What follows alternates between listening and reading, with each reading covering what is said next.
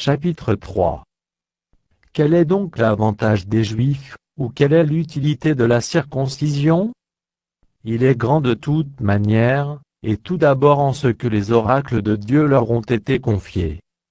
Et quoi, si quelques-uns n'ont pas cru, leur incrédulité anéantira-t-elle la fidélité de Dieu? Loin de là. Que Dieu, au contraire, soit reconnu pour vrai, et tout homme pour menteur, selon qu'il est écrit afin que tu sois trouvé juste dans tes paroles, et que tu triomphes lorsqu'on te juge. Mais si notre injustice établit la justice de Dieu, que dirons-nous? Dieu est-il injuste quand il déchaîne sa colère? Je parle à la manière des hommes. Loin de là. Autrement, comment Dieu jugerait-il le monde? Et si, par mon mensonge, la vérité de Dieu éclate davantage pour sa gloire, pourquoi suis-je moi-même encore jugé comme pécheur? Et pourquoi ne ferions-nous pas le mal, afin qu'il en arrive du bien, comme quelques-uns, qui nous calomnient, prétendent que nous le disons? La condamnation de ces gens est juste. Quoi donc, sommes-nous plus excellents? Nullement. Car nous avons déjà approuvé que tous, Juifs et Grecs, sont sous l'empire du péché. Selon qu'il est écrit, il n'y a point de juste, pas même un seul. Nul n'est intelligent, nul ne cherche Dieu, tous sont égarés, tous sont pervertis.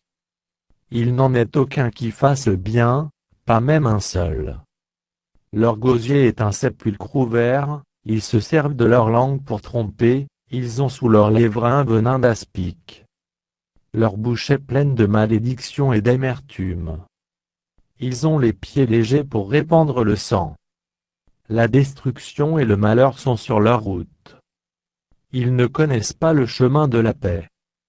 La crainte de Dieu n'est pas devant leurs yeux. Or, nous savons que tout ce que dit la loi, elle le dit à ceux qui sont sous la loi, afin que toute bouche soit fermée, et que tout le monde soit reconnu coupable devant Dieu. Car nul ne sera justifié devant lui par les œuvres de la loi, puisque c'est par la loi que vient la connaissance du péché. Mais maintenant, sans la loi est manifestée la justice de Dieu, à laquelle rendent témoignage la loi et les prophètes. Justice de Dieu par la foi en Jésus-Christ pour tous ceux qui croient. Il n'y a point de distinction. Car tous ont péché et sont privés de la gloire de Dieu. Et ils sont gratuitement justifiés par sa grâce, par le moyen de la rédemption qui est en Jésus-Christ. C'est lui que Dieu a destiné, par son sang, à être, pour ceux qui croiraient victime propitiatoire, afin de montrer sa justice, parce qu'il avait laissé impunis les péchés commis auparavant, au temps de sa patience, afin, dis-je, de montrer sa justice dans le temps présent, de manière à être juste tout en justifiant celui qui a la foi en Jésus. Où donc est le sujet de se glorifier? Il est exclu. Par quelle loi? Par la loi des œuvres? Non, mais par la loi de la foi. Car nous pensons que l'homme est justifié par la foi, sans les œuvres de la loi. Ou bien Dieu est-il seulement le Dieu des Juifs? Ne laisse-t-il pas aussi des païens? Oui, il laisse aussi des païens.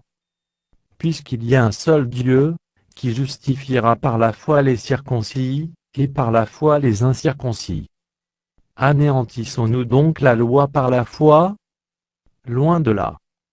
Au contraire, nous confirmons la loi.